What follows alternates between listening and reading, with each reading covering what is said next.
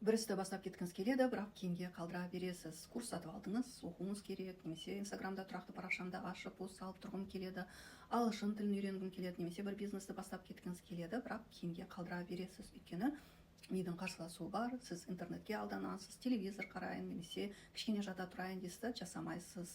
Осындай кезде не істейміз, қандай техника жасаймыз, сонымен сіздермен бөлісемін. Жасаңыз, нәтижесі керемет.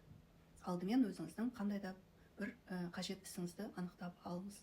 Соны енді сіз бастап кетейін деп жатырсыз. Сол кезде өзіңіздің қарсыласу бөлігіңізді сезінуіңіз керек, соны анықтауыңыз керек. Ол сізде қандай дыбыс түрінде келіп тұрма?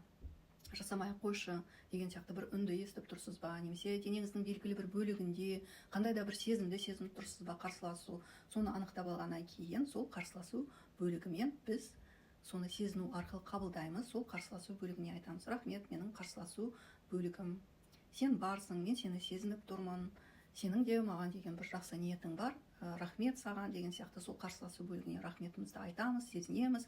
Одан кейін мен қайтсем де өзімнің қажет ісімді бәрібір де бастап кетемін деген сияқты осылай айтқан кезде сіздің қарсыласу бөлігіңіздің күші жойылады. Одан сіз осылай арыласыз. Осылай 3 минут жасауға болады, 10 минутқа дейін жасай берсеңіз болады.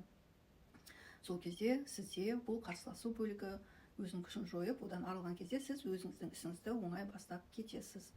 Тағы да бір шарты, бұны жасаған кезде ерекше бір сезім пайда болу керек. Қуану сезімі, көңіл күйіңізді көтеруіңіз керек. Өйткені сіздің көңіл күйіңіз көтерген кезде бұл іс сізге ұнайды екен ғой деп, сіз ол істі оңай жасауыңызға көмегі болады. Жасап болғаннан кейін өзіңізді міндетті түрде мақтауыңыз керек. Жарайсың, сенің қолыңнан келді деген сияқты. Жасаңыз, нәтижесімен бөлісіңіз.